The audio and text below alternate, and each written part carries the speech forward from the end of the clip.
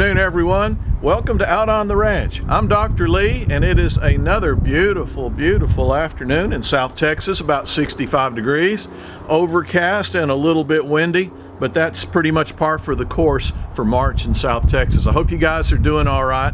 This video today is a follow-up video on the one I put up last week where I showed you a lot of videos of all the mama pigs and the piglets that are overrunning the ranch, where the numbers are just really getting up there quickly. And a lot of you folks urged me to get aggressive and take action on controlling the numbers of pigs because of the severe damages that they can do to a ranch in a very short amount of time. A lot of you guys told me I need to get on the stick, and I need to get on the stick right now. I say this calls for action, and now, nip it in the bud. That is right. Just like Barney said, nip it in the bud. So that is the plan. And reflecting back to last week's video, if you guys will remember, we had a tragedy out in our backyard here. A little white-tailed doe got caught up in the fence and died. So I took her body and took advantage of the situation. I put it in the bucket on the tractor and I carried it to a clearing way back that direction on the ranch where the hogs tend to congregate, and I put it out in this clearing and I put a bunch of game cameras around it. I put 5 game cameras around it in an effort to see just exactly how many pigs I have, because I knew with that dead body there that they would come up there and in a short amount of time and start taking care of business on that body. But we had a little bit of a surprise. Surprise, surprise, surprise.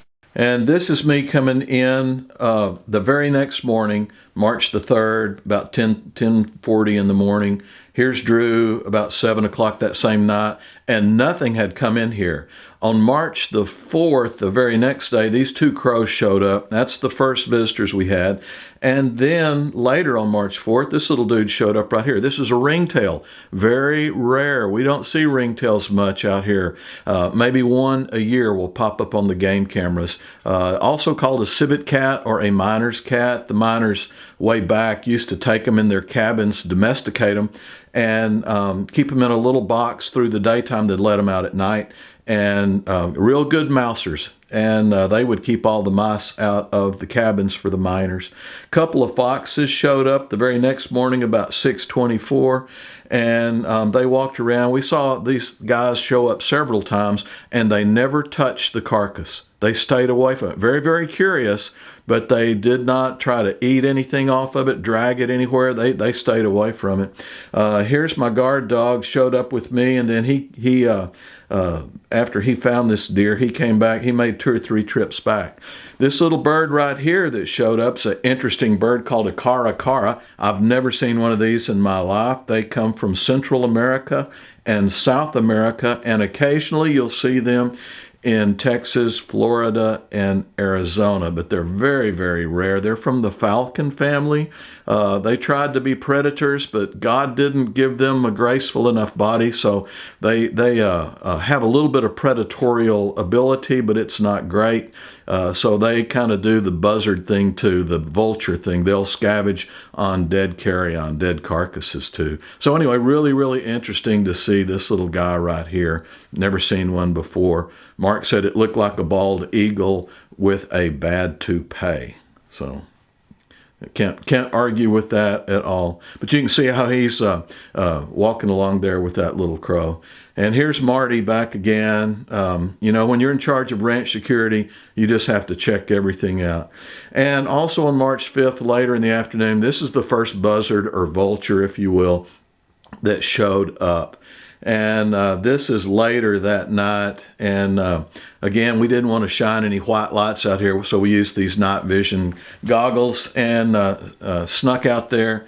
Didn't see much of anything. This little possum showed up at 3, 4 o'clock in the morning and unceremoniously climbed on top of the deer.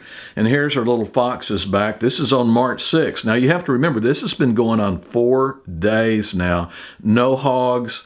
You know, no animals coming in to take this carcass at all. So we were really surprised until this girl came along. And this is a young female coyote, and more than likely she's got some pups somewhere, and you'll see her go to work on this carcass pretty quickly. Again, it's a little bit before 7:30 in the morning on March the 6th. And if you'll watch her right here, I was kind of watching to see what she did. And honestly, I've got probably 2 hours of footage, 6 cameras, and she was here for about half an hour. So I've got a lot of footage, but I went through it and I thought, is she trying to eat this thing, or, what is she doing? Or is she trying to drag it off? But later, when I went back and, reviewed all the films and watched her closely to see, and this is sped up ×4 right here because it gets a little bit old just to watch her pick at these things. But I realized what she was doing when she's chewing like that. She's not eating, she's dissecting. And you'll see why in just a minute. And right here, watch her jump. You don't see it, and you see that limb up top at the right, you see it start shaking. What you don't see in these films is there's vultures up there in the trees, and they're making her very, very nervous. She's real nervous and skittish around those. And if you'll watch what she's doing right here, she's cutting her way into that. And see what she did right there? She picked up the leg and she's carrying it to her den. And she's gone. There's another video of it right here. Watch her pick that leg up. And she heads to her den with that leg. So basically what she's doing, she's pretty smart. I think she knew with all these vultures around, she was not going to have a lot of time. And before those vultures started coming down and taking that carcass away from her. And that's what they're pretty much doing right here. They've run her off. It took her 8 minutes to carry that leg off and to come back. And if you'll watch her right in here, well, there's nothing happening right now. She left right around 8 o'clock and the buzzards came in, and you're not seeing much of her at all. Just a few buzzards coming down. I don't know exactly where she is at this point in time. And here we are about 9:55, and the buzzards are kind of trickling in a few more at a time.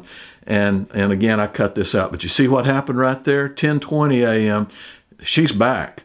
And I don't know if she decided to come back to get more food, if her pups had eaten all that one away, but she's having to deal, and there she is over at the left side of the screen right there, but she's having to deal with all these buzzards, and as you can see, there's a lot more, and there she goes running through them, and here she is again running up. And again, this is not a motion picture thing. It's little snippets. The cameras come on for 10 seconds. These are 10-second videos, so some of them are 30-second, but most of them are 10-second videos.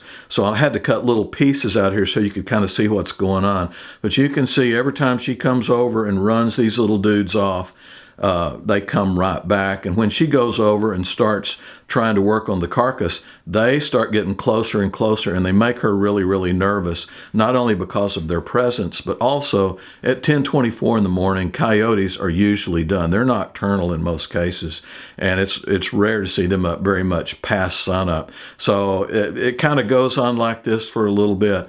And I don't think at this point in the game she ever makes it back to the carcass to get any meat at all from it, because the numbers of these birds just become incredible. We usually see 4 or 5, maybe 6 or 8 buzzards at the most flying around in the air. We never see this many of them. So I guess, when they find something on the ground like this, they just come from miles around. But anyway, 10:40 a.m. in the morning, and this thing is all over with. There's nothing left of that carcass except bones. Most of the hair's gone, all of the meat's gone.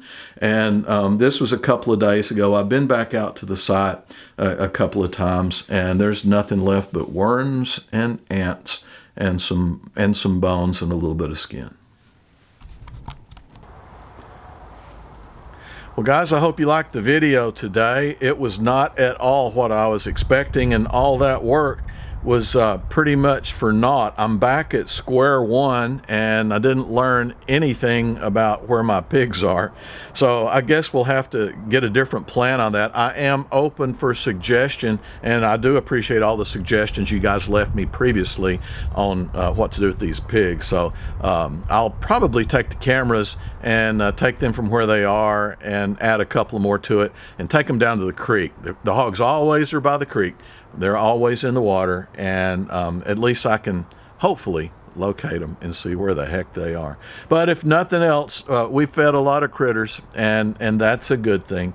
And again, I really appreciate all your comments, and I thank you so much for that. So back to the great hog hunt. We'll see where those rascals are, and we'll get us a new plan pretty quickly. I hope you guys are having a good Friday. I hope y'all have a wonderful weekend, and I look forward to seeing you next week. You guys take care. Always remember, love you, and we will see you soon. Bye-bye now.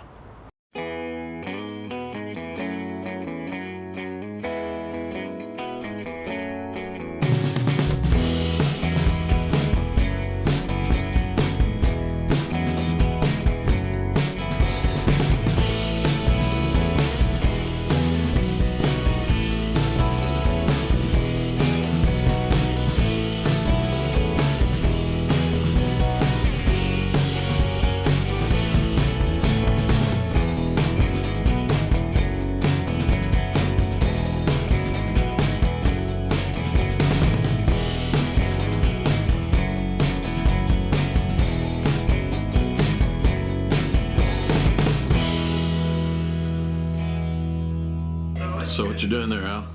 Neutering a dog, Dad. All right. Who's gonna learn you? That's a mistake.